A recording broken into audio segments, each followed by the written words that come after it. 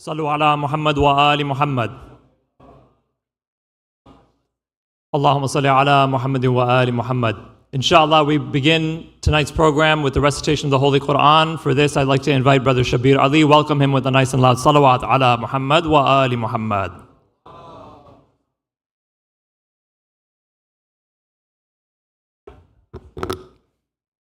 أعوذ بالله من الشيطان الرجيم بسم الله الرحمن الرحيم سبح اسم ربك الأعلى الذي خلق فسوى والذي قدر فهدى والذي أخرج المرعى فجعله غثاء أحوى سنقرئك فلا تنسى إلا ما شاء الله إنه يعلم الجهر وما يخفى ونيسرك لليسرى فذكر إن نفعت الذكرى سيذكر من يخشى ويتجنبها الأشقى الذي يصلى النار الكبرى ثم لا يموت فيها ولا يحيا قد أفلح من تزكى وذكر اسم ربه فصلى بل تؤثرون الحياة الدنيا والآخرة خير وأبقى إن هذا لفي الصحف الأولى صحف إبراهيم وموسى صدق الله العلي العظيم.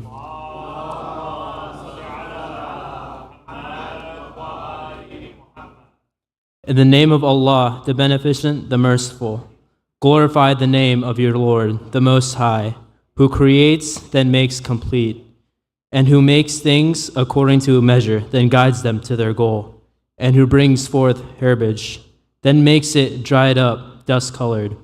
We will make you recite, so you shall not forget, except what Allah pleases. Surely He knows the manifest and what is hidden. And we will make your way smooth to a state of ease. Therefore, do remind, surely reminding does profit. He who fears will mind, and the most unfortunate one will avoid it, who shall enter the great fire. Then therein he shall neither live nor die. He indeed shall be successful who purifies himself, and magnifies the name of his Lord and praise. Nay, you prefer the life of this world, while the hereafter is better and more lasting. Most surely, this is in the earlier scriptures, the scriptures of Ibrahim and Musa. Salawat.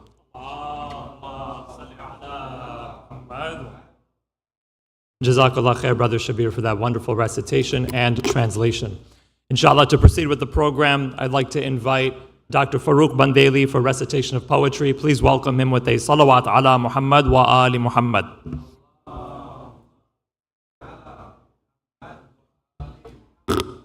Assalamu alaikum wa rahmatullah. Bismillahir Rahmanir Rahim. Today's poem is titled The First Majlis for Hussein, from the book titled Tears from Heaven's Flowers. For the next 5 minutes, I want you to visualize with me the first majlis that was held by the Ahlul Bayt in honor of Abu Abdullah al-Hussein.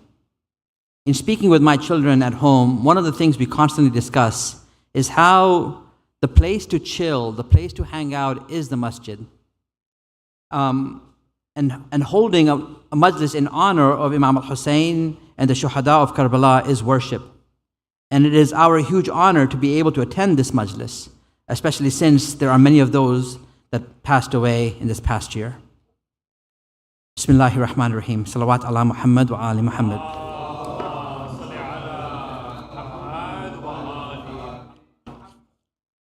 The first majlis for Hussein. We remember Hussein on the day he stood on the Karbala plain, on the earth the color of the holy blood that was shed, the sands not yellow, but crimson red. Fatima walks Hussein in her womb, bathed in mercy and love. Fatima could not help but hear crying from the heavens above. The moon refuses to set to shelter Fatima and Hussein from the heat of the sun, while the sun lingers in the sky to provide light for Ali ibn Abi Talib's son. On the day of his birth, the sun and the moon rose together to witness the birth of a man whose name is the means of divine forgiveness.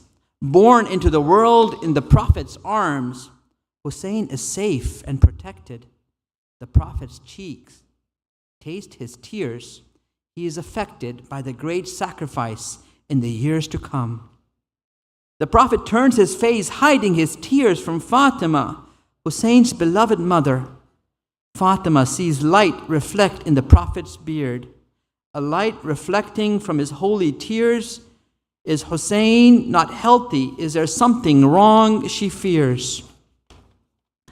The Prophet, holding Hussein close to his chest, with a deep breath, he tells Fatima, Ali, and Hassan what will happen to the Blessed. He tells them how Hussein and his camp will be oppressed. He tells them of the companions and their bravery, not bending their knee, refusing slavery. He tells them how Habib will bring to Zainab, swearing to her their loyalty by God, companions never seen by any royalty. He tells Ali how the companions will fight till the last breath, some undressing their armor, yearning for martyrdom, wishing for death. The Prophet cries with tears that have never touched his eyes. He looks to Hussein, then to Fatima. He cannot bear to see Ali. He tells them of Ali Akbar and what will come to be. How once Akbar bids farewell and approaches to the battlefield, Hussein will linger behind him, his tears and pain concealed. How Akbar says, I am Ali, the son of Hussein, the son of Ali. I raise my sword to defend the truth, to defend my father. He hesitates to look at Hussein and at Ali, for he comes to know that a spear will hit Akbar's heart as the final blow. Ali looks towards his child, whispers under his breath, how could I pull out that spear tip? How could I see his heavenly blood drip? The Prophet mentions Abbas, the moon of Bani Hashim, the son of Ali, whose face to the armies would turn grin. The Prophet tells them how Abbas will protect Zainab until his last breath. He tells them what will happen to Abbas before his death. Fatima mourns Abbas. That is why it is said that on that day, when we rise from the dead, she will rise with the hands of Abbas while her tears are shed. Hassan whispers to Hussein, a saying that will always burn, there is no day like your day. To him we belong and to him we return. The Prophet holds Hussein dearly. Looking into Hussein's eyes, he sees a sight of the grandchild of the Lady of Light, the suckling child of Hussein. Hussein begins to cry, for he knows the Prophet can see an arrow piercing the softest skin under the sky. The Prophet tells them to have patience on that day, for Hussein will stand on the plains of Karbala, looking to his left, looking to his right, crying out to creation, come towards the truth, come towards the truth, come towards light. Yet the response will be silent. While the five of the cloak mourn, a shadow from their tears is born. An old lady, her hijab torn, whispering as she begins to mourn.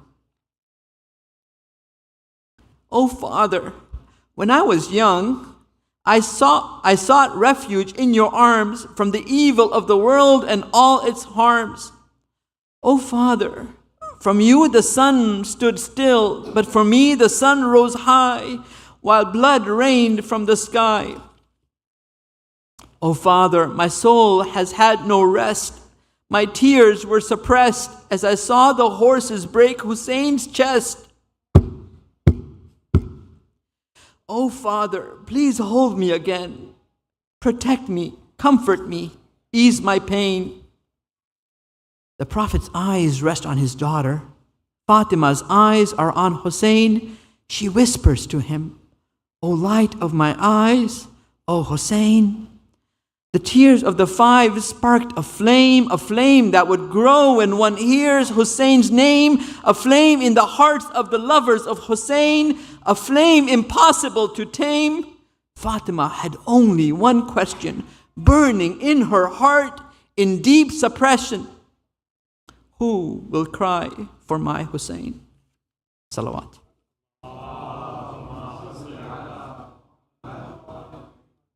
Ahsan, mashallah, jazakallah khair, Dr. Farooq Bandeli, for that beautiful recitation. I'd like to call up Brother Mohsen Rizvi to recite poetry before we proceed with our keynote speaker. Please welcome him with a salawat ala Muhammad wa ali Muhammad.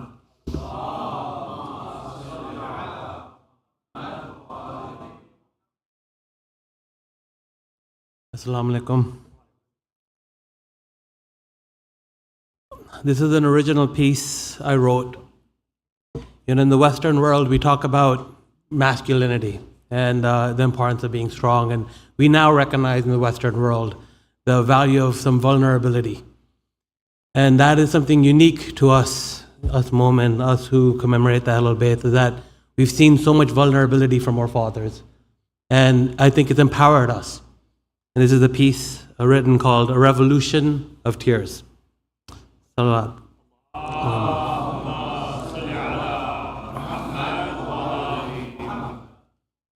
As children, we would sit beside our fathers as they cried, surrounded by brothers and family friends, as an alim spoke words that we were too young to understand, for we were just children back then.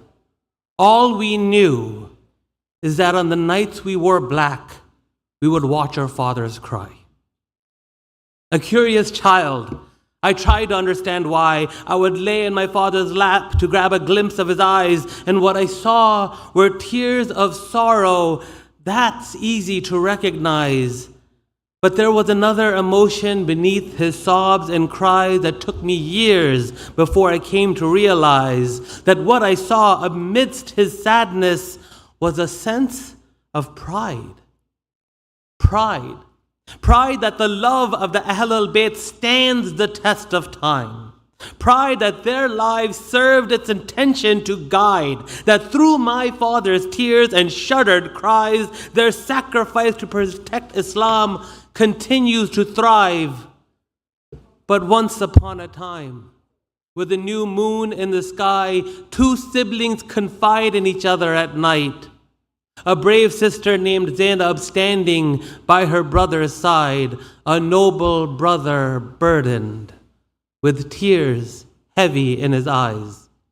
Dear Zainab, pray for me, the strength to keep my promise to the divine. Zainab, pray for resilience during these last days of my life. Zainab, pray that our suffering serves its spiritual plight. Pray this pain is not in vain, that the world will change from our sacrifice, that we'll reveal the corrupt and bring Islam back towards the light. Pray, my dear sister Zainab, pray that they will never forget us.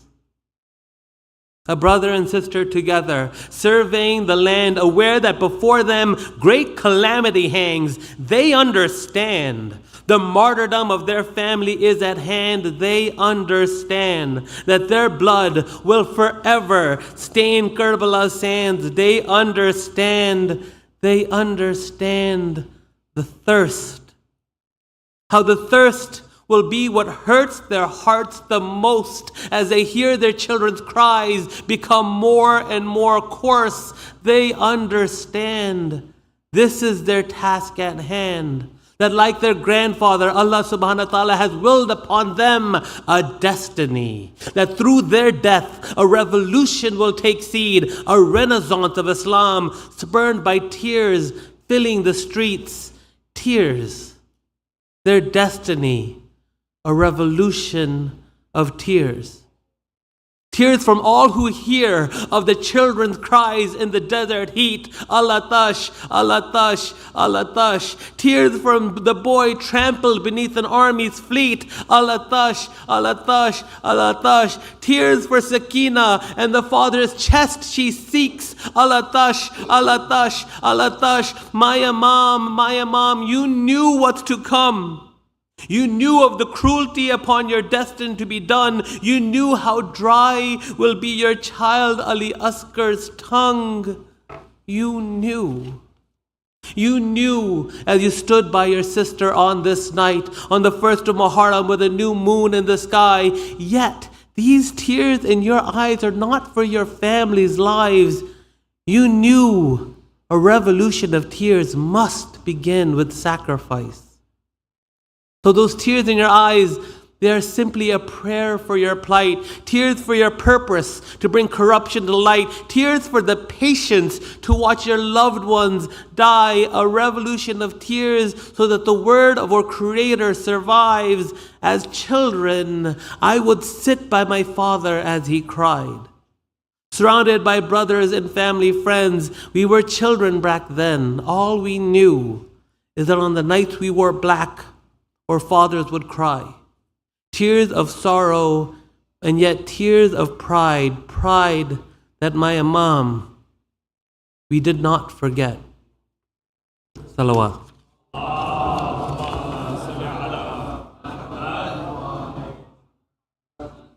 Jazakallah, mashallah, mashallah. Beautiful recitation by Brother Muhsin Rizvi. Sallu ala Muhammad wa ali Muhammad. اللهم صل على محمد وآل محمد أعوذ بالله من الشيطان الرجيم بسم الله الرحمن الرحيم السلام عليكم ورحمة الله وبركاته. Tonight is the 5th in this Muharram series of Majalis here at Masjid-e-Ali alayhi salam.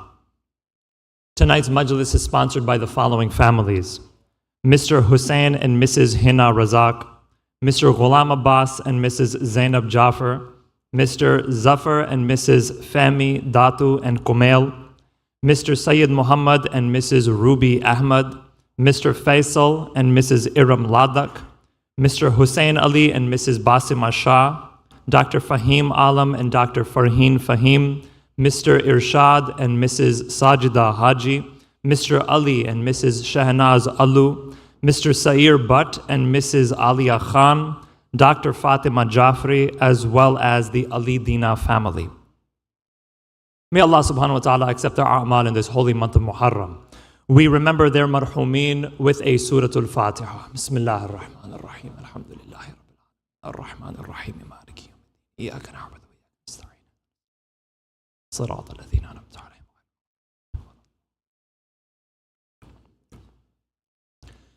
In these holy nights of Muharram, as we commemorate the stance against injustice, we remember those who are facing injustices of their own, our brothers and sisters in Palestine, abroad, as well as our own here who are dealing with sickness and illness, our brothers and sisters including Sayyid Mahdi Shah, Aliza Rizvi, and Shehnaz Bukhari, who are ill and in need of our du'as. May Allah subhanahu wa ta'ala bless them with a speedy recovery, inshallah. Please recite with me verse number 62 of Surah An-Naml together 5 times. Bismillahir Rahmanir Rahim. أَمَّن يُجِيبُ الْمُضْطَرَّ إِذَا دَعَاهُ وَيَكْشِفُ السُّوءَ أَمَّن يُجِيبُ الْمُضْطَرَّ إِذَا دَعَاهُ وَيَكْشِفُ السُّوءَ أَمَّن يُجِيبُ الْمُضْطَرَّ إِذَا دَعَاهُ وَيَكْشِفُ السُّوءَ أَمَّن يُجِيبُ الْمُضْطَرَّ إِذَا دَعَاهُ وَيَكْشِفُ السُّوءَ أَمَّن يُجِيبُ الْمُضْطَرَّ إِذَا دَعَاهُ وَيَكْشِفُ السُّوءَ وَيَجْعَلُكُمْ خُلَفَاءَ الْأَرْضِ أَإِلَٰهٌ مَّعَ اللَّهِ قَلِيلًا مَّا تَذَكَّرُونَ صلوات على محمد وآل محمد اللهم صل على محمد وآل محمد. Mu'mineen, just a few announcements before we proceed. As you know, as we're doing simultaneous programs, in the event that we do finish earlier here, I request that you can either stay here congregated or if you are going to go to the hallway, to limit your conversations as the next majlis is going on. Those doors will open for matam, and once matam starts, then we open those doors. So please just be mindful of our brothers next door. The Al-Mahdi workshops are continuing nightly for those with kids under age 11. A new announcement with that: if you know or if you have any kids with special needs, there is a special workshop for them too. This is going to be tomorrow, which is Thursday, as well as the weekend, Saturday and Sunday. That will require registration. You can speak with Sister Saima Tower or Brother Mazhar Ali Dina, or you can find me at the desk and I can, inshallah, get you registered for this workshop. Mu'mineen, mark your calendars for the following. This Saturday, in a few days, Imamia Medics International, IMI, is setting up a health screening camp for the community at large. This is going to be this Saturday the 13th at 7:30 p.m. So about an hour and a half or 2 hours before, or about an hour and a half before Salat al-Maghrib. I encourage you to come here early, get yourself checked out, get your family checked out, and then join for the Majlis. This coming Sunday is going to be the annual blood drive that we hold every year in Muharram, and it's going to be from 10 a.m. to 4 p.m. I can help you register at the desk. There's a QR code. Walk-ins are welcome, but if it's better if you get a spot. That way things are a little bit more streamlined for you. Inshallah, the following Saturday, so not this Saturday, but next week, the 20th, with Salat al-Dhuhrain, we are going to be having a Q&A with our respected Dr. Ali Al-Hilli. This is for the community at large. Spread the word and come prepared with questions, and we look forward to having you, not this Saturday, the following Saturday. Finally, 1 month from today, Bayam-e Aman is organizing Imam Hussein Day here at the masjid. This is 1 month from today, August 10th. The topic is humanity in the face of oppression. The speakers are Maulana Sayyid Rizwan Rizwi, the Reverend Kenneth Flowers, as well as Sheikh Abdul Jalil. We look forward to having you in this event. Our full-time Islamic school, the Sadiq School, registration is open for early childhood education. This starts as early as age 2.5, and it goes up to the 4th grade. You can visit sadiqschool.com or .org for more information. I have flyers outside at the desk, and we encourage you to give your child an excellent Islamic education in an Islamic environment. We have Dr. Kharazi here, who is more than happy to assist you with more information. Finally, about any of these, if you're looking for any assistance, what we talked about today, other days, cemeteries, schools, blood drive, Sunday school, all the information for you is at the desk right outside. You can find me sitting there. I'm more than happy to help assist.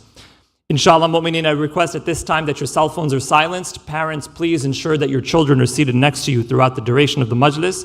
And I request that you move forward closer to the podium as I request our respected Dr. Ali Al-Hilli to recite tonight's majlis addressing the Ahlul Bayt's guide to a balanced life. Welcome him with a salawat ala Muhammad wa ali Muhammad.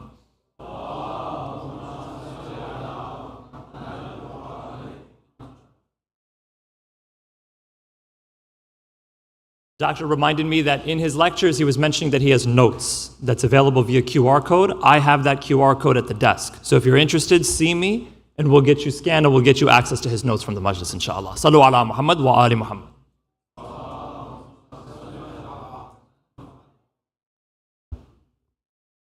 رحم الله من قرأ الفاتحة.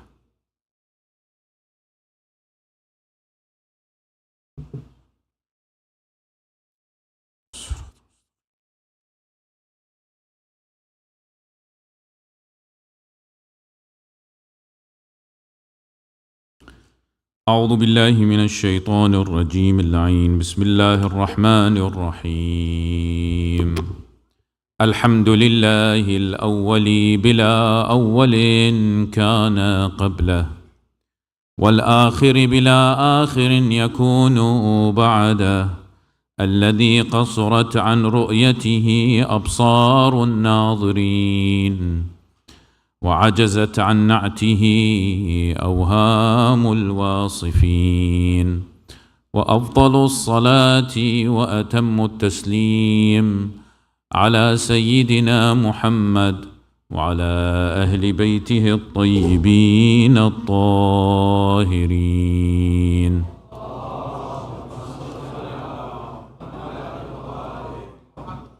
السلام عليك يا أبا عبد الله وعلى الأرواح التي حلت بفنائك وأناخت برحلك.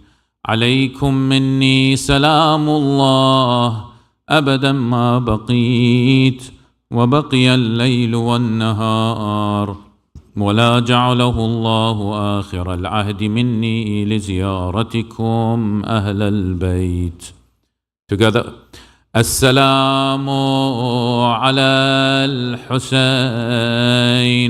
وعلى علي بن الحسين وعلى أولاد الحسين وعلى أصحاب الحسين جميعا ورحمة الله تعالى وبركاته.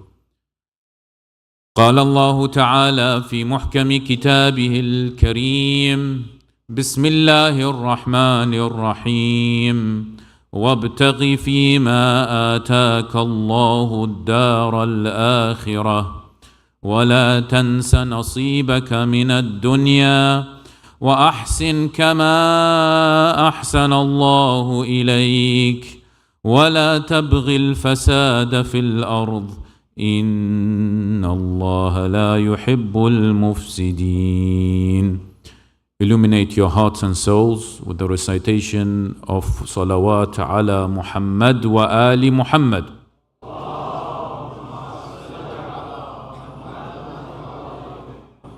That wasn't the best salawat you guys have done. Sallu ala Muhammad wa ali Muhammad. Second, on the blessing soul of Fatima al-Zahra, salamullahi alayha.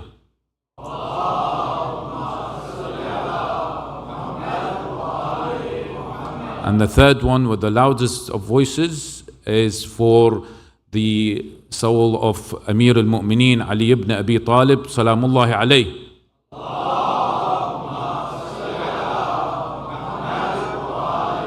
Ahsantum, barakallahu feekum.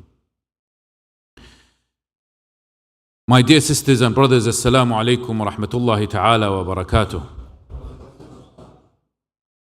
It is indeed time for reformation. Al-Hussein salamullahi alayh, in his letter to his half-brother Muhammad ibn Hanafiya, stated very clearly his mission. It has been just under 1,400 years where we commemorate Abu Abdullah al-Hussein salamullahi alayh every single year, and we come, congregate, we learn, we mourn, we cry, and then continue with our life. It is time for reformation, my dear brothers and sisters. Now is the time for us to reform. In our daily lives, many people will say that they are continuously busy with worldly matters, with work, with family, with commitments.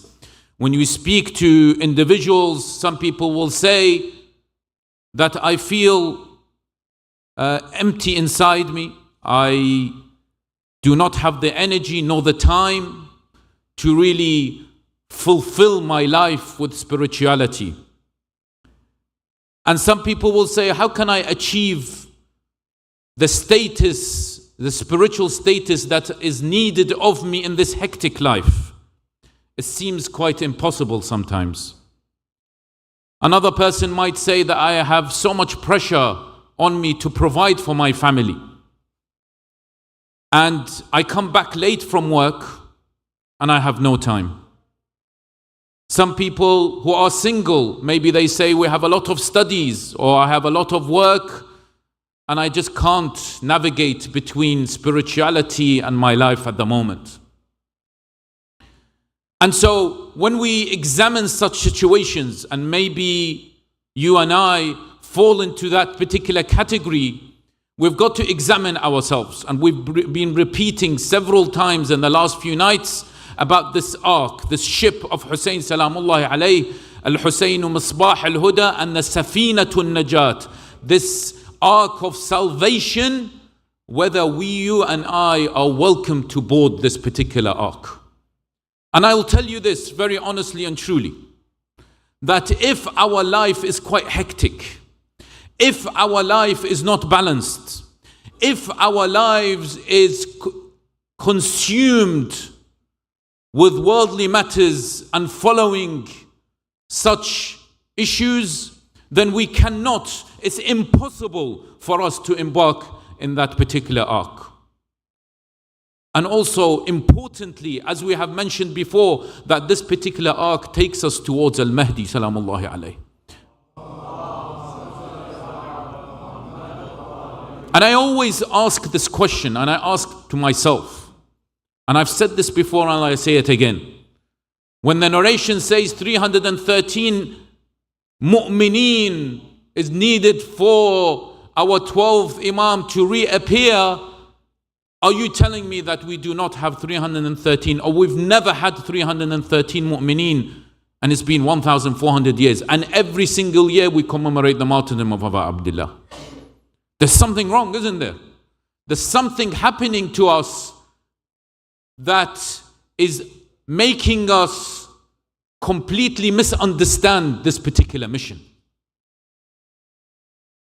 And today, my dear brothers and sisters, we want to make sure that we at least attempt to live this life, the life of a true Husseini. Yes, we've got to work. Yes, I have such commitments every single day. However, as we will be showing throughout this Majlis tonight, inshallah, that it is important and we can balance our lives. And you may ask how? Well, we've just got to go back to the Ahlul Bayt and the Quran. It's all out there. Yes, the demand is high, the pressure is increasing, but it's important for us to pause at these particular important times. We pause in our lives, assess, how is my life going? What do I do when I wake up? How do I use the time, the precious time that Allah subhanahu wa ta'ala has given me, 24 hours a day? What do I do in this 24 hours a day? My question to all of us, including myself, and I am number one here, I question myself, genuinely I question myself, is have I or have you ever assessed, gone through your life as a whole schedule every single day, and what you do in every single hour of the day? Are you using your time to make sure that you get closer and closer to Allah subhanahu wa ta'ala? Or is it that there is a lot of procrastination, there's a lot of time wasting, there's a lot of arguments? And it's important for us to reflect. Now, we go back to our dear brother Afdal. Some people have been messaging me watching these shows, watching these Majalis, and they are saying, poor Afdal and Mrs. Afdal. It's a very hypothetical scenario. Let me tell you, Afdal does not exist, but we're trying to make sure that Afdal represents a individual who lives this modern life, lives this typical, very busy schedule that we have. And remember, our aim is to embark in that arc of Al-Hussein salamullahi alayhi. Sallu ala Muhammad wa ali Muhammad.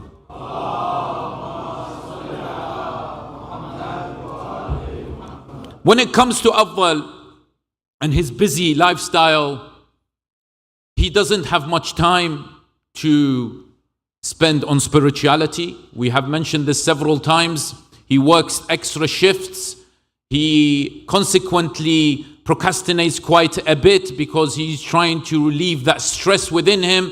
He suffers from mental health issues as well. Socially, he's also isolated, and also he's having some family problems. Now, let's take that particular scenario and let's try to go through his lifestyle on a daily basis. And this is the aim today. For us, for every single one of us, and I am, as I said, I am the first person here.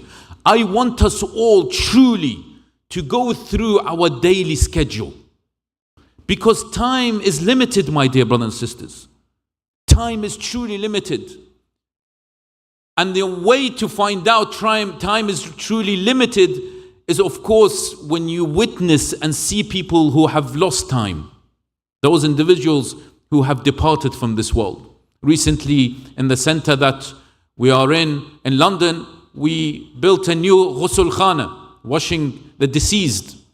So we've had many individuals who have departed this world, and we've had to wash them. And you witness this individual who you used to know before, this individual who used to have a busy life, this individual who used to be consumed in the world, now not moving at all. You want to speak to him, there's no reply. They've gone complete, vanish. And it is why the Quran says, Ya laytani kuntu turaba. When an individual goes and says, when the curtain or the ghita is open, the cover is open, they go and see, oh, I wish I was a turab, I was soil. The time I wasted in procrastination, the time I wasted in not seeking the knowledge of Allah subhanahu wa ta'ala. Now we go to Afdal, and this is his scenario. And what we want to do with Afdal, with your permission, is to try to find out how we can balance his life by going back to see the lives of the Ahl al-Bayt salamullahi alayhim, and what does the Quran tell us. Now, you may also say that in your daily lives you feel very stressed, you feel very overwhelmed. There are, the kids are driving you crazy, as we say. There's a lot of conflicts in the house. And these particular issues, of course, contribute to us being distancing ourselves from Allah subhanahu wa ta'ala. Now, if we do not, my dear brothers and sisters, design our life, someone else will design it for us. When we work for companies and they continuously start pushing us to work extra and extra shifts, they are designing our lifestyle. And it is in their interest, of course, for you to work extra, for you to try to earn more money. And it is, of course, something that is attractive. But what we've got to realize is that we are individuals who are faithful. We are individuals who have something more important than work, more important than trying to please this particular company. Because when we balance our lives, my dear brothers and sisters, it makes us better people. It makes us better parents. It makes us better husbands, better wives. It makes us better mu'mineen. And so the ultimate question today is, how can I achieve a balance between my life and the hereafter? I want to take you to a journey, through a journey of the Ahl al-Bayt salamullahi alayhim, a journey of how we can together try to revise our lives so that we can balance it. There is a narration from Amir al-Mu'mineen salamullahi alayhi.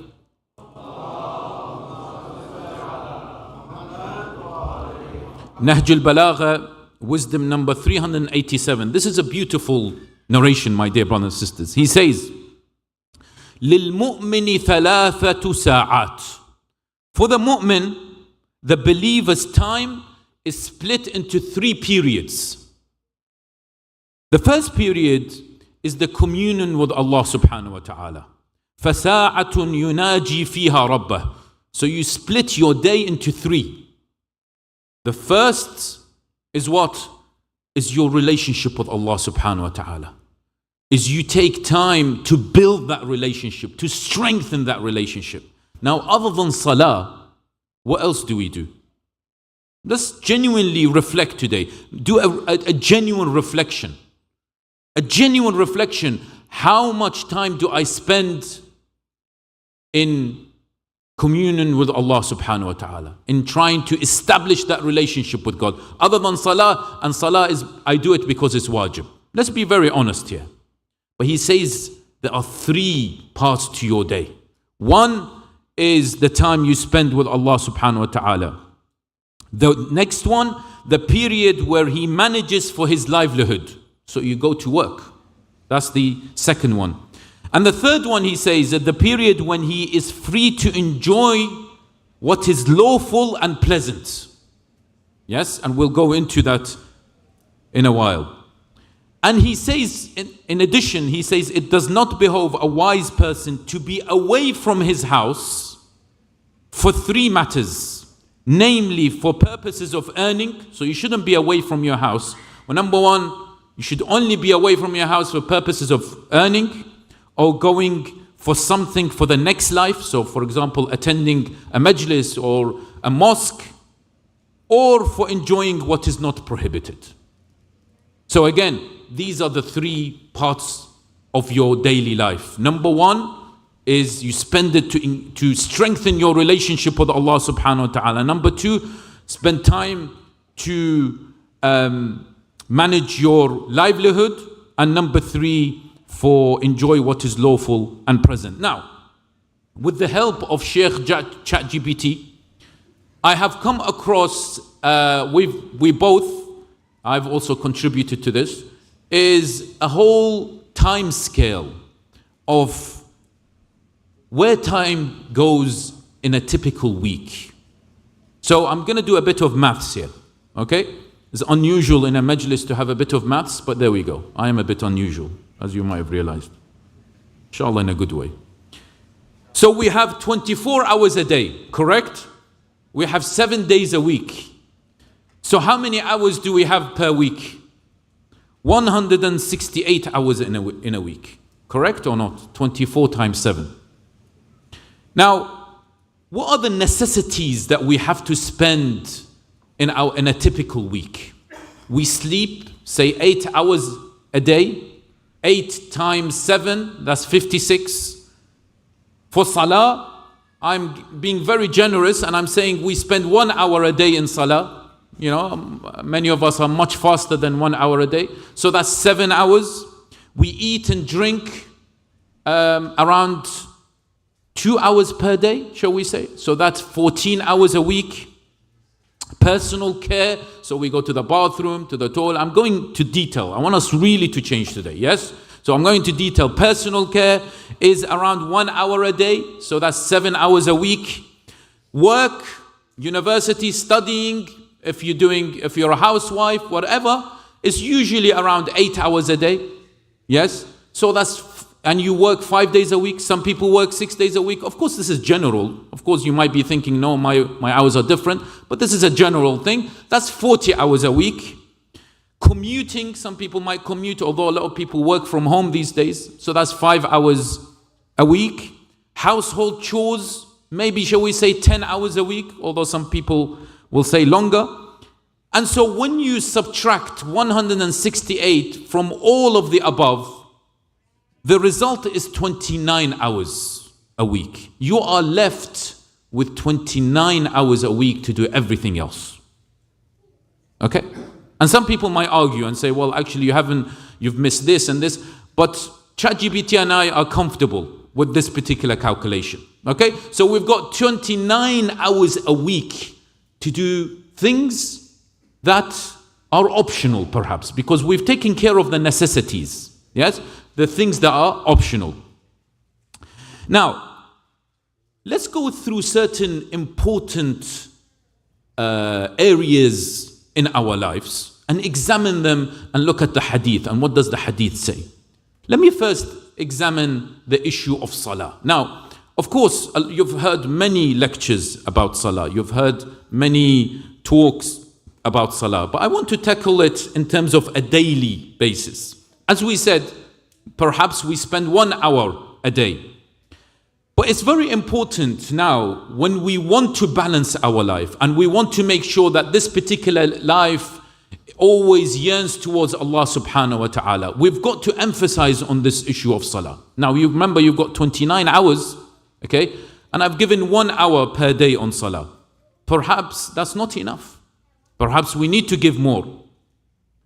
But what is important and this is my main point, is that we need to plan our life around prayers and not what your prayers around life. Do you understand what I mean? So salah it's in different times so that it can give you a structure per day.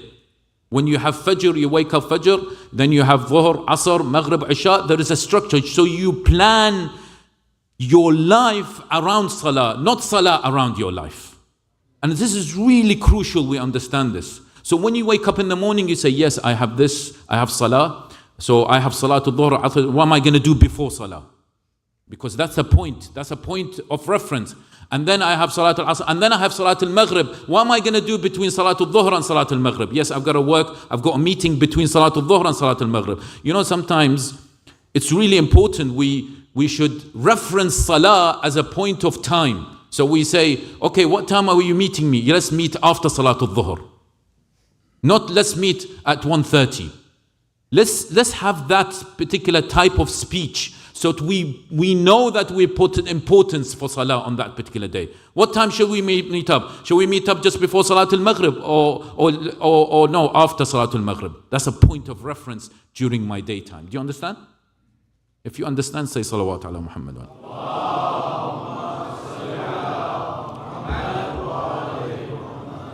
And it's vital that we put Salah as a reference point during our day. Now, what about praying on time? Now, this is crucial, and I know you've heard of this, but again, I'm talking about it from a daily schedule perspective. Okay? There's an extraordinary hadith.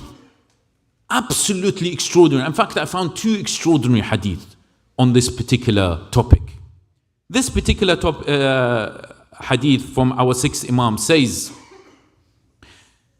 regarding praying on time, he says that من صلى الصلوات المفروضات في أول وقتها وأقام حدودها, whosoever offers the prayers, the obligatory prayers, at the beginning of his time and observes it, what happens? رفعها الملك إلى السماء. The Malik, the angel, takes the salah and takes it up to the heavens. What happens to the salah? It is bayda, it is white, it's got nur, bayda, naqiyya, it's pure. وهي تهتف به. The salah speaks. The salah speaks. Can we have a bit of the aircon? Sallu ala Muhammad wa ala Muhammad.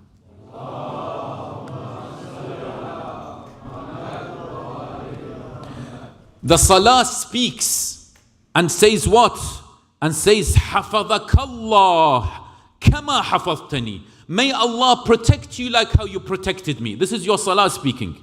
Says, may Allah protect you like how you protected me. It's gone to the heavens.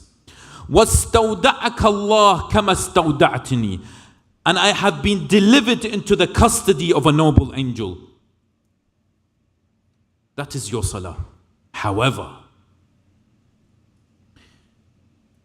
وَمَنْ صَلَّاهَا بَعْدَ وَقْتِهَا. Whoever prayed it after its time. What happens? مِنْ غَيْرِ عِلَّةٍ. Without a justifiable reason. Maybe sometimes we have a justifiable reason. Without a justifiable reason. مِنْ غَيْرِ عِلَّةٍ. فَلَمْ يَقِمْ حُدُودَهَا رَفَعَهَا الْمَلَكُ إِلَى السَّمَاءِ. And Malik will also take it.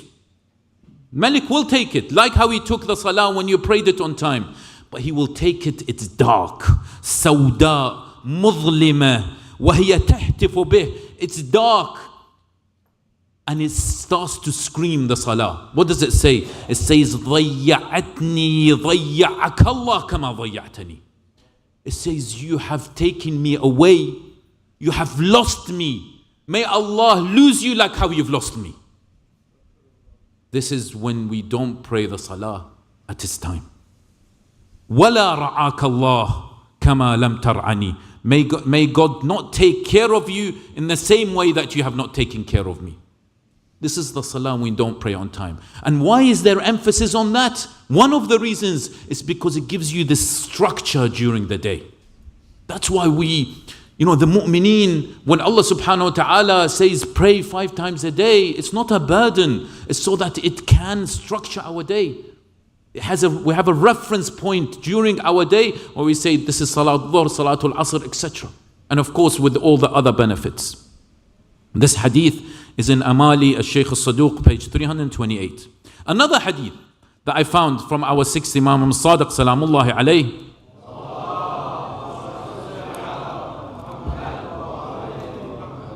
Listen to this. It's a beautiful hadith. He says this. He says, do you know how you want to test if someone is a Shi'i or not? How would you test if someone is a Shi'i or not? Do you find them just, this Shi'i just doing lamentation or just doing things like that? No, that's not how to test, because anyone can do that. To test a true Shi'i, your Imam says, the 6th Imam, he says, امتحنوا شيعتنا عند ثلاث.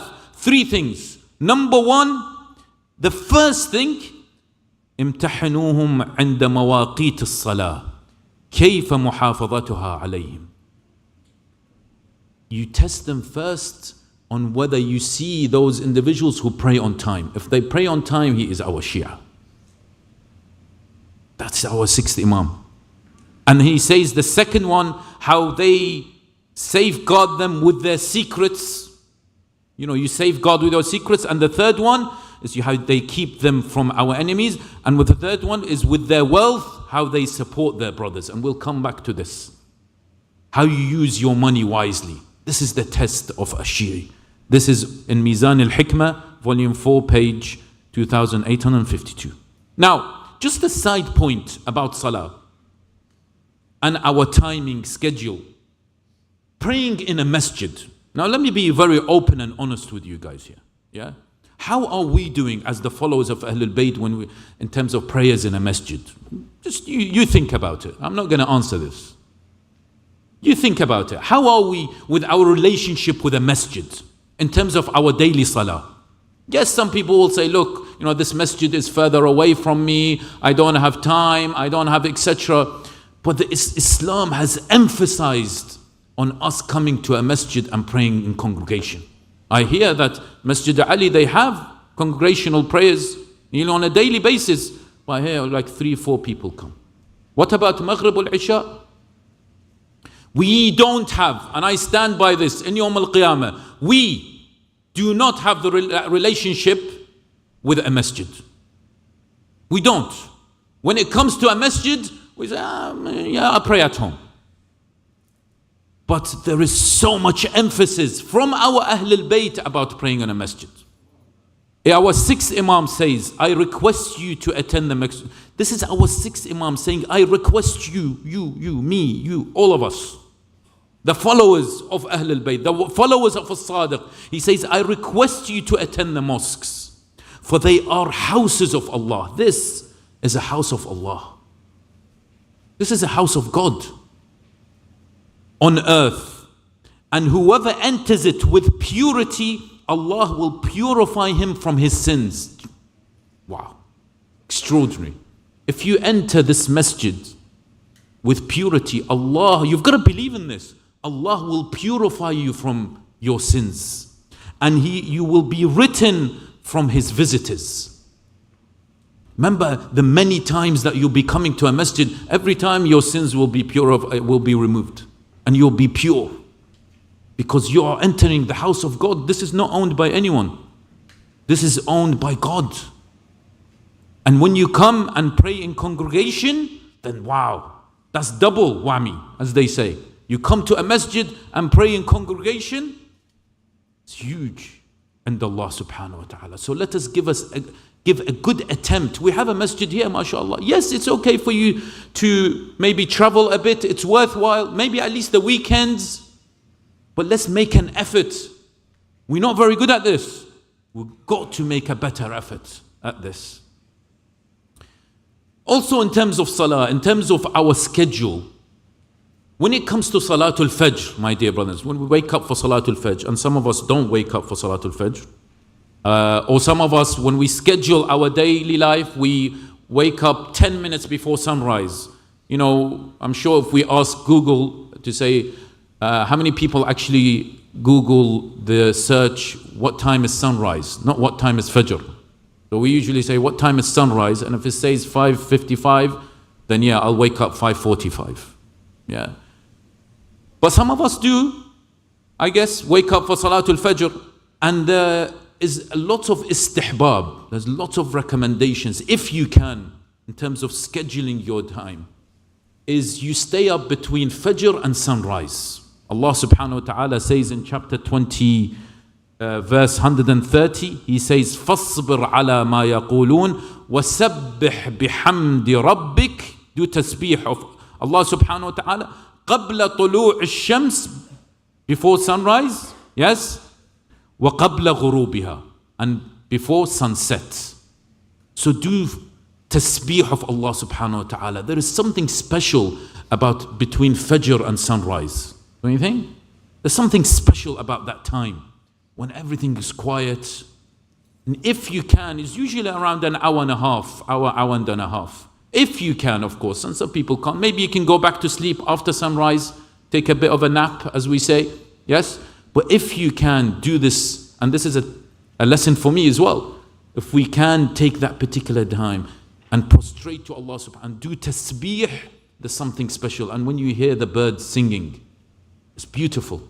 When you go up for Salatul Fajr and you hear the birds singing and you are doing tasbih, and they're probably not singing, they're probably doing tasbih of Allah subhanahu wa ta'ala. Yes?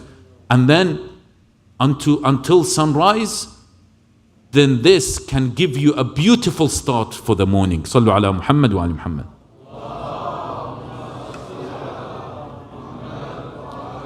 So the first thing when we looked at Salah is make sure, my dear brothers and sisters, plan your life around Salah, not the other way around. And it's important, just for me to finish this point, is that you know, sometimes we're not very serious about Salah on time, because when we, for example, are watching a football match, football, either if it's American football or soccer or whatever you guys call it, or whatever, when it comes to, when you know this particular time, it runs during Salah, you say, well, let me just finish this match and let me then go and pray. Or I'll go to the gym for around 15 minutes and then, but then you spend 1 hour in gym, etc.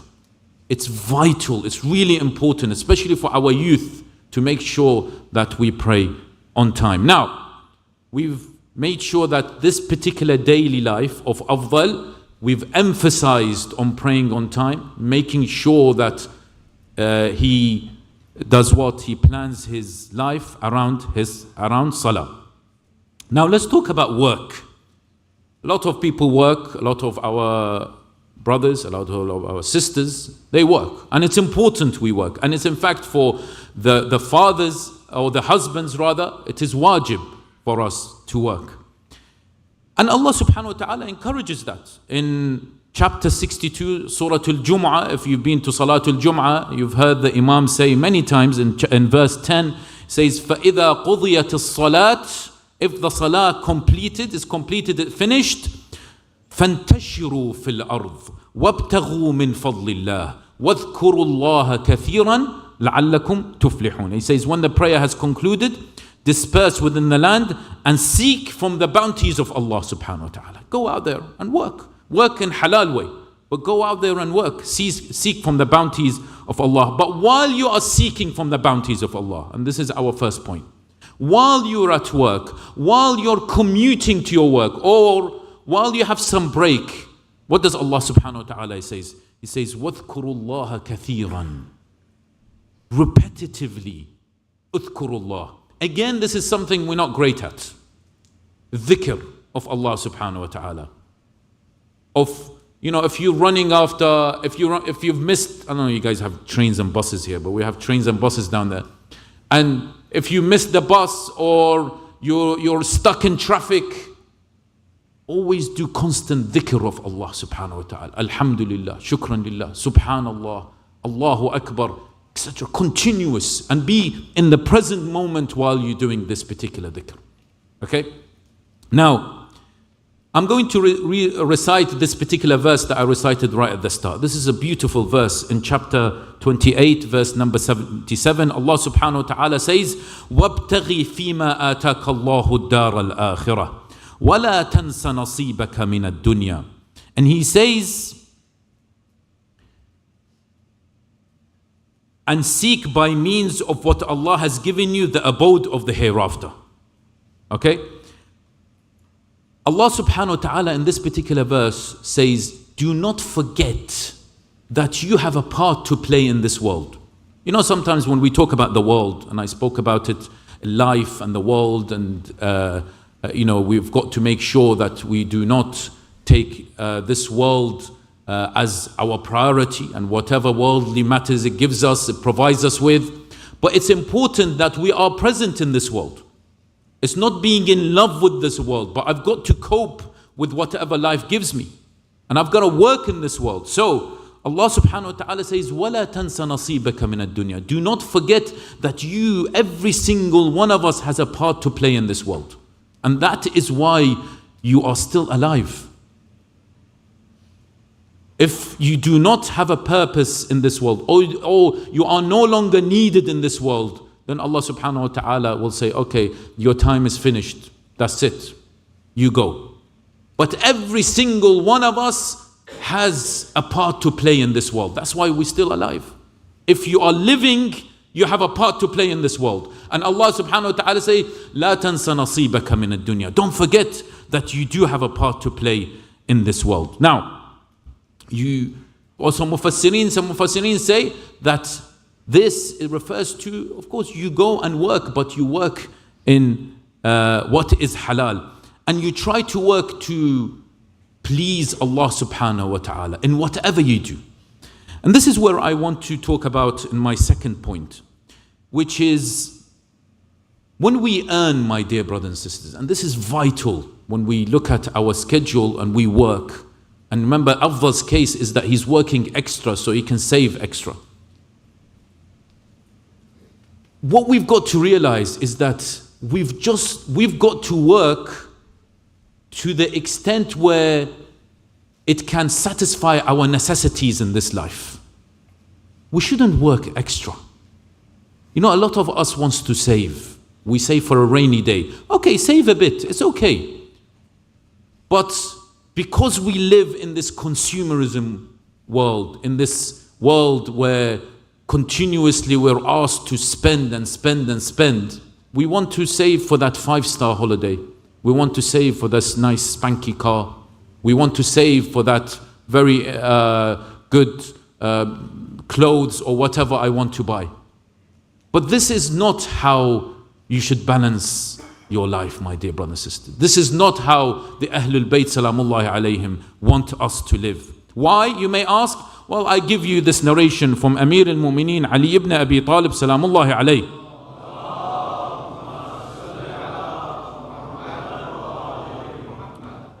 He says, Ya ibn Adam, ma kasabta fawqa quwwatik. O son of Adam, whatever you earn beyond your basic needs, you will only keep vigil over it for others. Whatever you earn over your basic needs. What is your basic need? You know what is your basic need. You might need to pay the mortgage. You might need to spend some money for food. Not excessive, of course. Nothing of this excessive. Not like buy so much groceries and leave it in the fridge. Yes? And it goes rotten. This is not right. This is wastage. And so, do not spend excess stuff, spend on things that are not needed. Some people, I know an individual, their father, he came with me to one of the trips, and he told me about his son. And he said, my son, he lives in America, he said, my son has a whole garage full of shoes. And he's never worn them.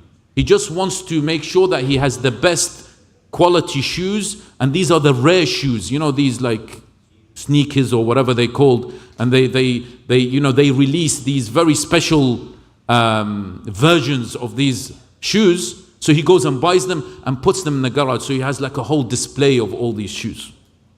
He said, what can I do? This is my son. And he's never worn them. It's just for display. I think he told me in the hundreds of pairs he has. Yes, hundreds of pairs. Now, of course, this is an excessive example, right? And a rare example. But it's important we understand about what? About spending excessively on certain things. If I do not need, and we need to teach our children this as well, my dear brothers and sisters. When we go to the supermarkets, I want this, I want this, I want this. You say no. We only will buy for what we need, what is necessary. What is necessary is we need to buy certain things to eat so that we can do what? For the purpose of serving God. Why do we need to eat? So that we can serve Allah subhanahu wa ta'ala. Why do I need to drink water? I need to become healthier so I can serve Allah subhanahu wa ta'ala. I can fulfill my purpose on this world. Everything has to go back to God. And so I don't need to spend excessively. What's happening these days with all the weddings and the dowries and all the other stuff going on? We have them in the UK. I'm not really sure what happens here, but I'm guessing it's the same thing. When someone wants to get married, they go to a 5-star hotel and they spend excessively on certain things. This is not right. Absolutely not right. In which hadith, in which verse of the Quran says, yes, spend excessively as you want? This is not right. This is not how a true Husseini should be. Where we continuously, excessively pay because we're competing. This particular individual or this girl, she got married in this hotel. So I've got to get married in that particular hotel, which is more fancier and nicer. There's competition going on. Where is the Iman? Where is the faith in Allah? What is going on? This is not the community of Muhammad wa Ali Muhammad.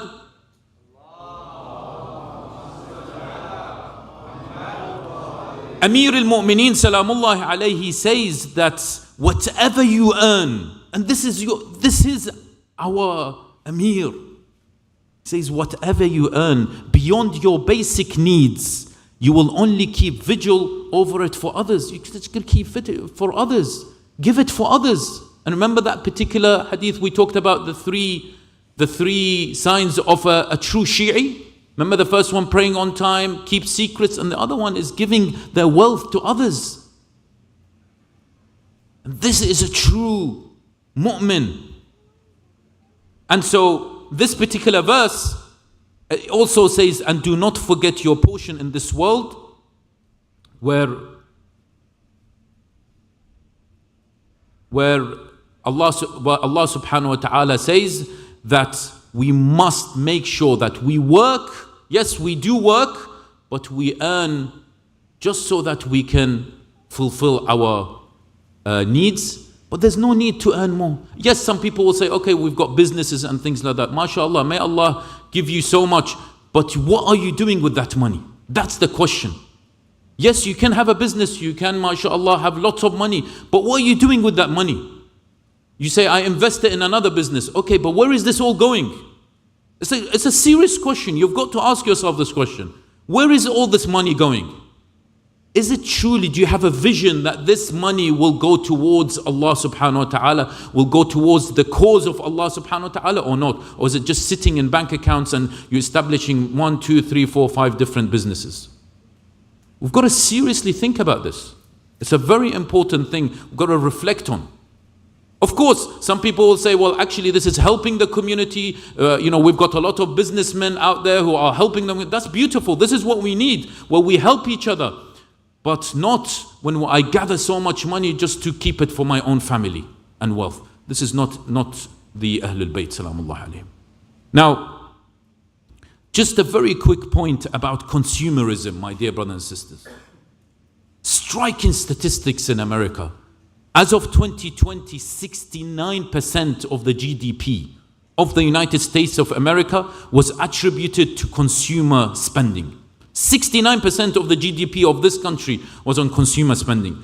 On average, Americans, they spend nearly $1,500 per month on non-essential items.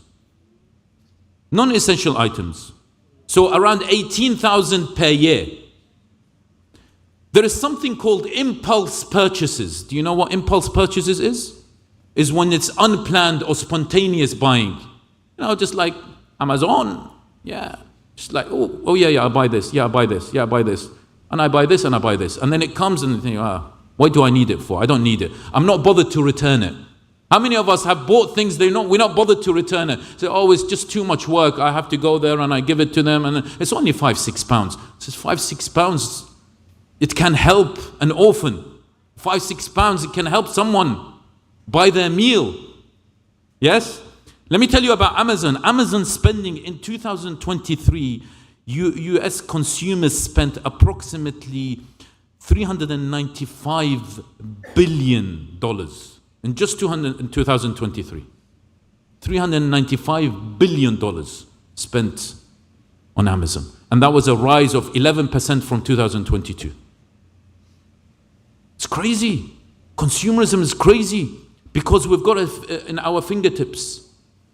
It's on our phones. We can just quickly order. Yes, sometimes it's very useful, but do make sure, my dear brothers and sisters, I can't see the sisters. I think they're listening to me. Yeah?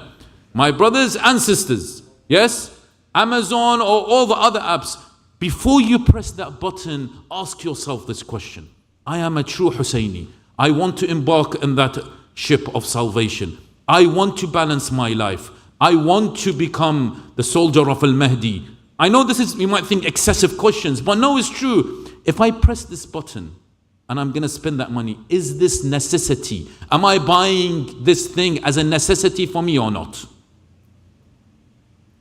It's vital we ask ourselves, yes, it might be something that you need in the household.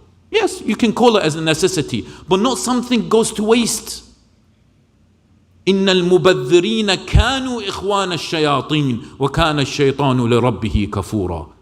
Those people who waste are what? Are the brothers of the shaitan. How many of us waste food, waste energy, waste water? How many of us waste water? We go to the shower 1 hour, half an hour on the shower. This is wasting water. مبذرين كانوا إخوان الشياطين. They are the brothers of the shaitan. When you see food you're throwing in the bin, or these days, I don't know you guys, you recycle or not, but at least recycle the food. صلوا على محمد وآل محمد.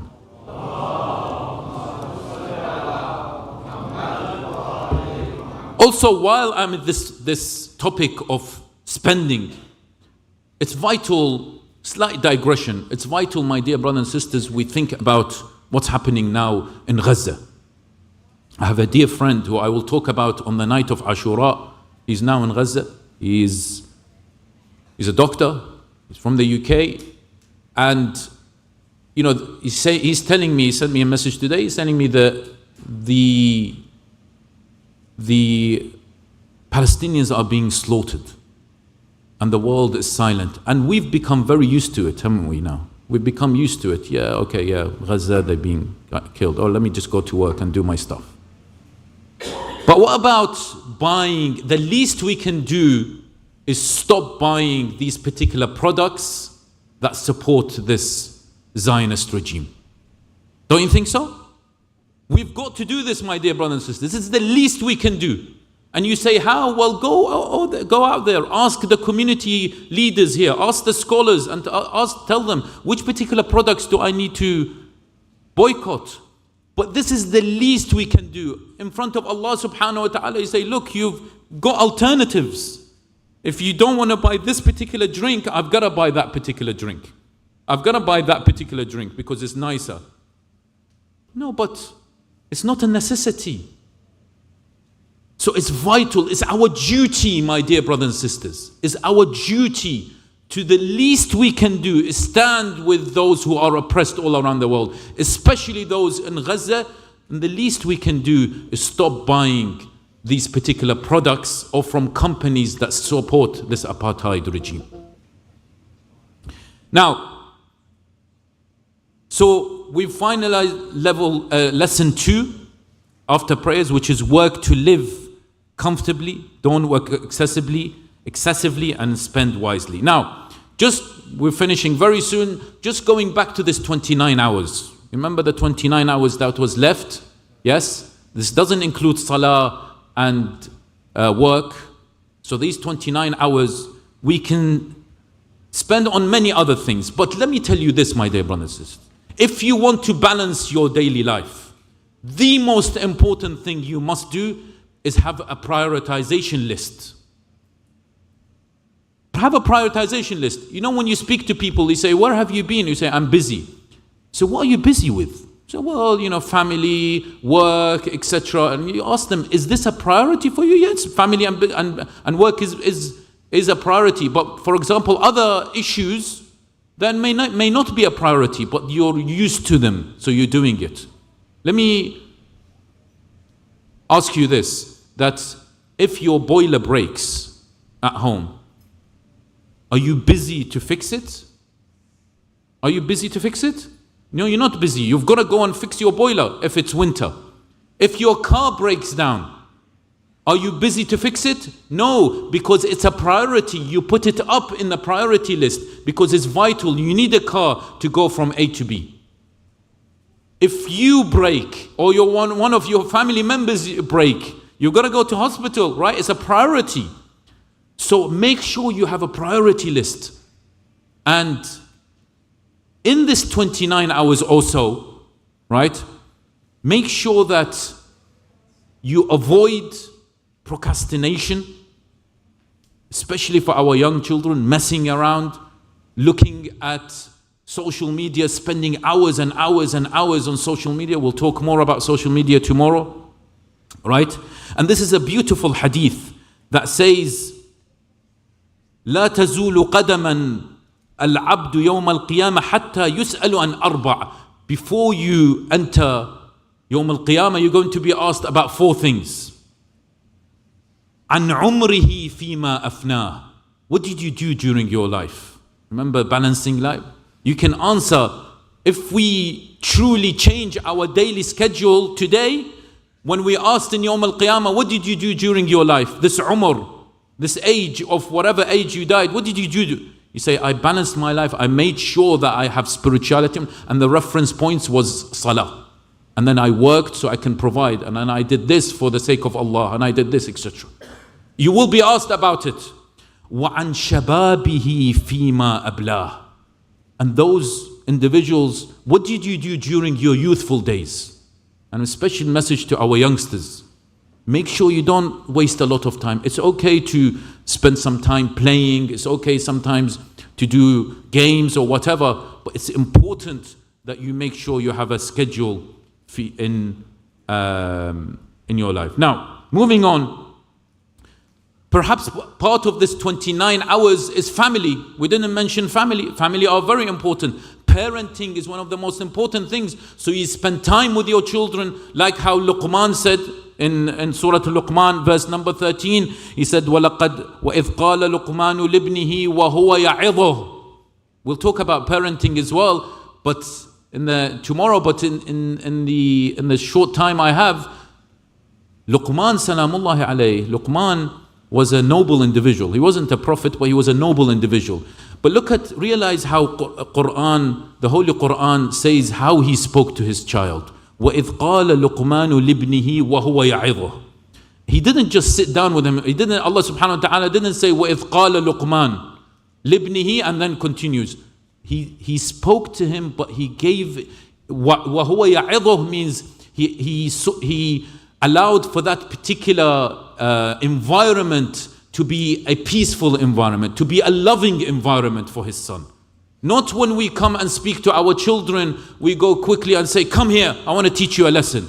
No, maybe go out with them, walk, take them for ice cream, go out for a coffee, restaurant, something like this. And let me tell you this, and I need to move on. There was a study recently done, and this is good for all the fathers. Yes, I need all the fathers to listen. Recently, a study has shown that the oxytocin hormone, this is the love hormone, of a child increases when a mother gives the child a hug. A hug, gives the child a hug, the oxytocin of the child increases. Now, is it the same for a father? Not really. That's why we're not very good with hugs. So when a father gives a son a hug, yeah, it might be some increase in oxytocin. But do you know what increases the oxytocin of a child in relation to the father is one-to-one time. When you take your child out, not with his brother or with his sister, no, one-to-one. You take them out somewhere for a coffee, not coffee, they might don't, ice cream, or a restaurant or whatever, and you just talk. That, or you play with them. You play with them soccer, you play with them a game, but it's a one-to-one. It's not with the whole family. It's a one-to-one thing. That increases the love of the child towards the father. And the mother, continue with your hugs. And this is Luqman salamullahi alayhi. He created that environment for his child. And so part of this 29 hours you spend with your child. In addition, seeking knowledge of Allah subhanahu wa ta'ala. The hadith says that from Ahlul Bayt, it says, when the Prophet says, طَلَبُ الْعِلْمُ فَرِيضَةٌ عَلَى كُلِّ مُؤْمِنٍ وَمُؤْمِنَةٍ. Seeking knowledge is compulsory on every mu'min and mu'minah. Yes?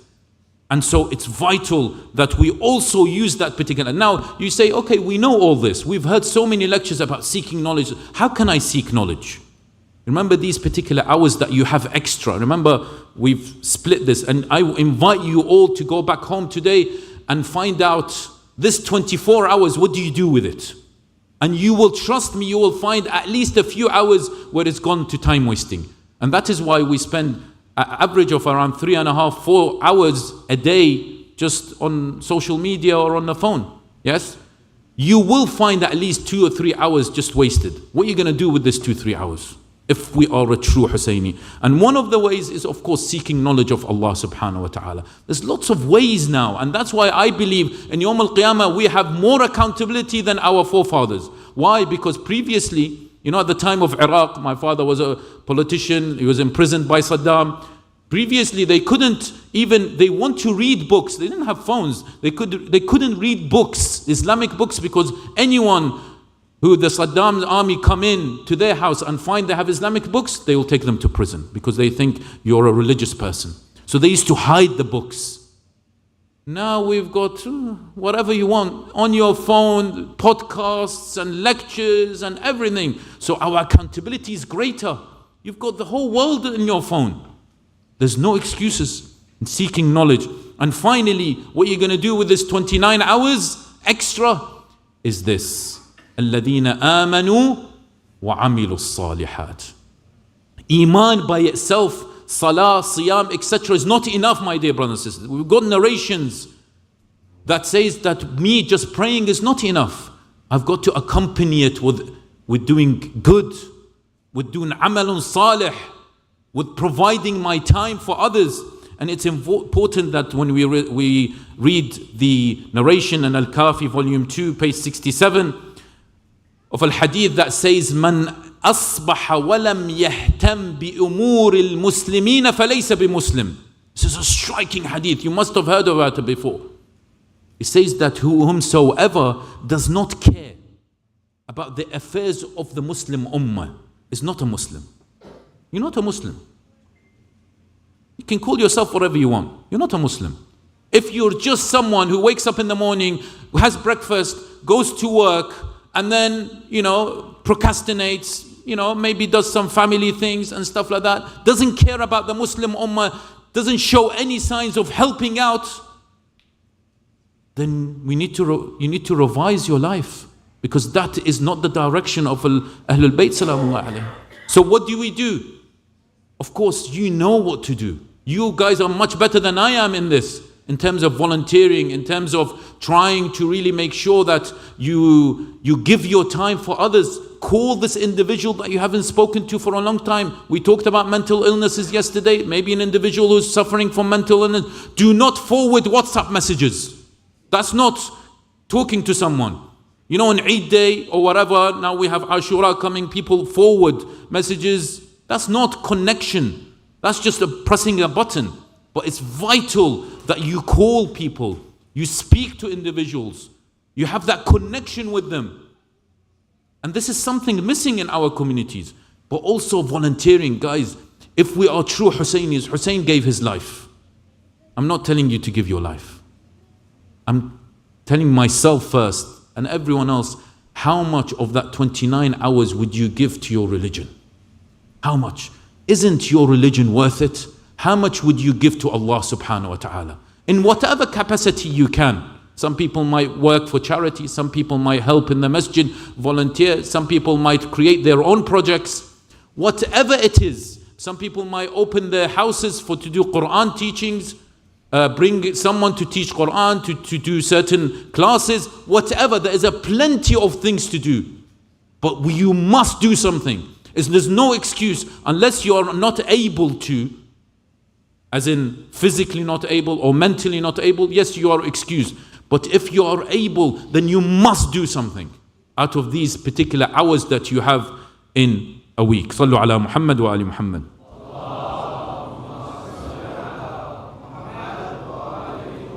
Narration from our Prophet says in Al-Kafi, volume 2, he says, Man ahabba nas ilallah. They asked him, who are the best people? He says, Anfa'un nasu linnas. Those people who benefit others. These are the best people who benefit one another. And finally, I want to say this, and we move on to Musibah, that as a community, and I've said this before and I'll say it again, as a community we need to come together. Not just the community of Ahlul Bayt in New Jersey, but the community in different centers all around the United States, or in UK, or in Europe, or in New Zealand, Australia, whatever. We all need to come together. And especially the communities, the local communities. Because why? Because Allah subhanahu wa ta'ala talks about this in the Holy Quran. And I will end with this. He says in chapter 45, verse 28, and this is a really beautiful yet striking verse. He says that وَتَرَى كُلَّ أُمَّةٍ جَاثِيَةٍ. You will see that every community is in a state of Jathiyah. This is Yawm al-Qiyamah. Do you know what state of Jathiyah is? There's a whole chapter in the Quran called Jathiyah. Jathiyah at the time of the Prophet, when they used to go to a court case, they used to sit down on their knees, waiting for a verdict, if you're guilty or not guilty. If you're accused of something, you sit down on your knees and you wait for that particular verdict to say you're guilty or not guilty. If you're guilty, you go to prison. Allah subhanahu wa ta'ala describes that particular position. He says this as it is a jathiyah. He says the ummah of New Zealand, the followers of Ahlul Bayt in New Jersey, will sit down in a state of jathiyah in Yawm al-Qiyamah. Not the chairman or the resident alim or you guys are responsible, everyone else go to Jannah. No, everyone will be responsible. كل أمة تدعى إلى كتابها. Every single ummah will have its book. اليوم تجزون بما كنتم تعملون. Today you shall be rewarded for what you have done. And you will be punished. So if we all don't come together and support the community as one unit, then don't think you can escape from this. You say, yeah, I'll let the community leaders, they'll deal with this. No, you've got to use that time that you have for giving it for the community, inshallah. Sallu ala Muhammad wa ali Muhammad.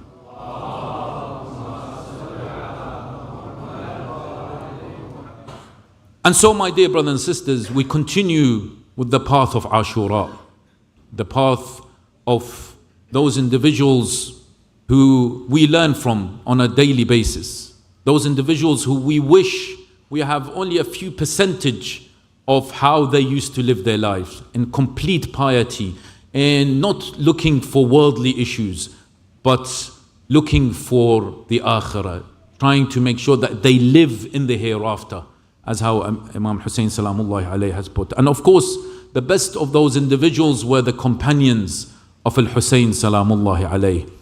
Imam Zayn al-Abidin Salamullahi alayhi has said, narrated, that on the night preceding his martyrdom, my father gathered his family and companions and said, O people of my family and of my Shia, consider this night which has come to you as a mounting camel, and save yourselves, for these people do not desire any more except me. So he's telling them, you are free to go if you like. You don't need to stay with me. But look at the iman of those Sahaba, of those companions. Then if they kill me, they shall not pursue you. May Allah have mercy upon you. Save yourselves. Verily, I lift the responsibility of the allegiance and pledge which you have taken at my hands. You are free to go if you want. And one of those individuals got up. His name was Muslim ibn Awsaja. He said, are we the type of people that will abandon you? And what excuse shall we produce before Allah for not having carried out our responsibilities towards you? Let's put ourselves as if we were the people sitting down on that night, the night of Ashura, when Abu Abdullah al-Hussein salamullah asks us and says, you can go, would you join me or would you like to go? Let's ask ourselves this question. Would you be an individual like Muslim ibn Awsaja? Would you say that, oh Abu Abdullah, I will be completely with you. By Allah, I should never part with you till I stab their chests with my lance and strike them with my sword, so long as my hand can hold it.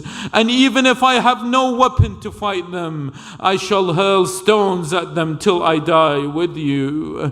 And that was Muslim ibn Awsaja, another of the companions, the pure companions, Zuhair ibn al-Qayn. He said, my Allah, I wish I will be killed, then brought back to life, then killed again, and so on for thousands of times, and that Allah, the most exalted, the great, will let such fighting keep you and these youths from among your Ahlul Bayt alive. What iman do those companions had? Then one by one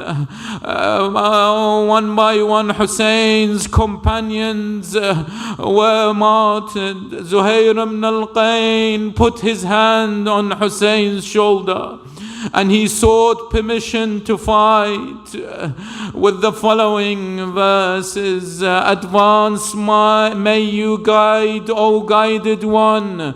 For today shall I, your grandfather the Prophet, meet, and I shall meet Al-Hasan and Hussein, Al-Hasan and Ali, the pleased one. And the one with the two wings, the valiant youth, greet the Lion of Allah, the living martyr. Al-Hussein responded by saying, and I too should follow. As he fought, Zuhair kept reciting, Zuhair am I, and the son of Al-Qayn, with my sword I defend Al-Hussein. And then he was struck and he was martyred. La hawla wa la quwwata illa billah. And then time came for Muslim ibn Awsaja, an individual in the name of Amr ibn al-Hajjaj. He attacked from the Euphrates side, fighting for a while. This engagement involved Muslim ibn Awsaja, and then Muslim ibn Abdullah al-Damabi and Abdullah ibn al-Ji attacked him, causing a huge cloud of dust, which once dissipated, what happened? It showed Muslim lying on the ground, drawing his last breath. Muslim told of the companions of Abdullah, look at what he says. All I want from you, all I want you to do is to look after this man. He pointed at Abu Abdullah, adding, and to defend him until death. It was then that Muslim breathed his last as he was lying between both men. His women cried, Wa Muslima, Wa Muslima, Wa Muslima. O Master, O Son of Awsaj, ولا حول ولا قوة إلا بالله العلي العظيم. وسيعلم الذين ظلموا أي منقلب ينقلبون والعاقبة للمتقين. Raise your hand in supplication, my dear brothers and sisters. Ask Allah subhanahu wa ta'ala in this very, very difficult times that the Muslim Ummah are going through. Oh Allah, bihaqqi Muhammadin wa ali Muhammad, accept our majalis, Ya Allah. Oh Allah, bihaqqi Muhammadin wa ali Muhammad, free the people of Palestine, Ya Allah. Oh Allah, bihaqqi Muhammadin wa ali Muhammad, destroy the filthy, evil regime of Zionists, Ya Allah. Oh Allah, bihaqqi Muhammadin wa ali Muhammad, give shifa to all those mu'mineen who are suffering, Ya Allah. Oh Allah, bihaqqi Muhammadin wa ali Muhammad, make us among the community of Al-Mahdi, Ya Allah. Oh Allah, bihaqqi Muhammadin wa ali Muhammad, hasten the arrival of the 12th Imam, ajjalallahu ta'ala farajahu al-sharif. أقول قولي هذا وأستغفر الله لي ولكم والسلام عليكم ورحمة الله وبركاته. صلوا على محمد وآل محمد.